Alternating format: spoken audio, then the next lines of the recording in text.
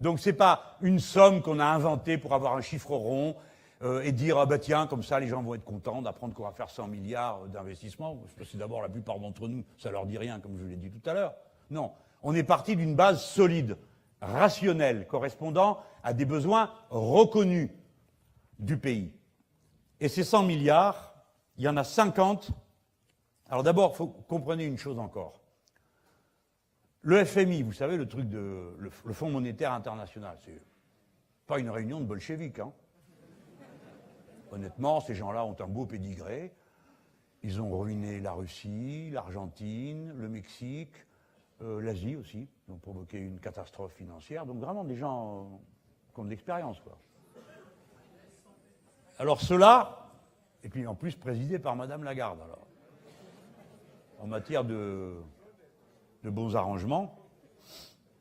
Bon, voici ce que dit quand même le FMI, qui commence à prendre peur, lui aussi, en disant mais qu'est-ce que c'est que cette histoire? Qu'est-ce que vous êtes en train de faire partout? De tout serrer, tout fermer, plus d'investissement pour mettre des comptes en ordre, que plus vous faites des coupes, moins il y a de gens qui travaillent, moins il y a de gens qui travaillent, moins il y a de production, moins il y a de taxes, moins il y a d'impôts, donc plus vous avez de dettes, parce que c'est ça qu'ils ont organisé.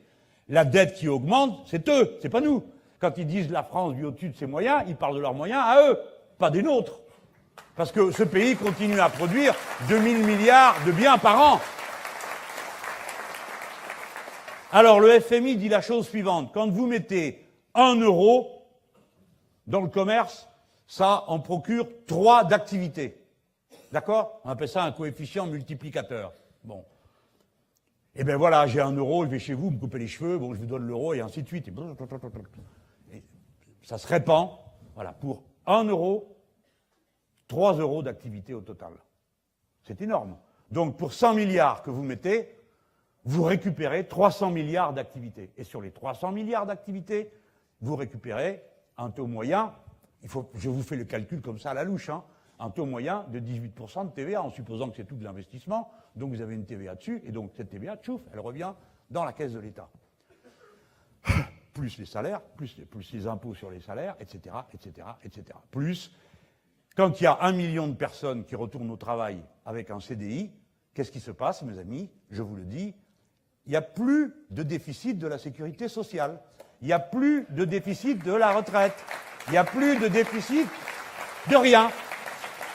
Il ne faut pas dire que c'est pas vrai, parce qu'on l'a déjà fait, et on ne l'a pas fait au siècle précédent, on l'a fait en 1998 jusqu'à 2000. Et quand ça a été la fin du gouvernement de Lionel Jospin, il y avait 2 millions de personnes qui étaient retournées au travail, et toutes les caisses étaient pleines.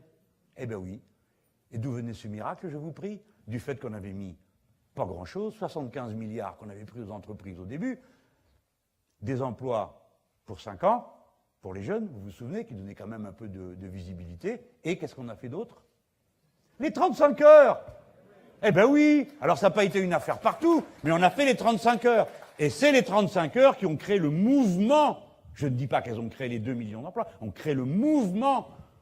Par elles-mêmes, elles ont créé 400 000 emplois nets. Mais ça a créé un mouvement, un entraînement qui a permis que 2 millions de personnes retournent au travail. Alors évidemment, les autres, ils l'ont sait, qui disent « Oui, c'est parce qu'il y avait de la croissance partout dans le monde et tout. » Ah ben tiens, comme c'est curieux, en ce moment, il y en a partout dans le monde et vous faites rien. Comment vous expliquez ça? Ah, messieurs les intelligents, allez-y, expliquez-nous, on attend. Ils ne savent pas. Voilà.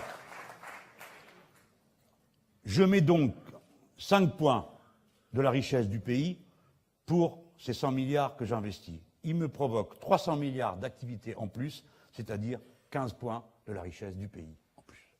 Ça va. Je veux bien qu'on me démonte mon explication. J'attends M. Langlais qui va sans doute le faire. Hein? La dernière fois, elle avait oublié 2-3 trucs. Bon, je lui en veux pas, je suis pas économiste, moi, donc je suis pas méchant. Et ça fait revenir dans la caisse 60 milliards d'impôts.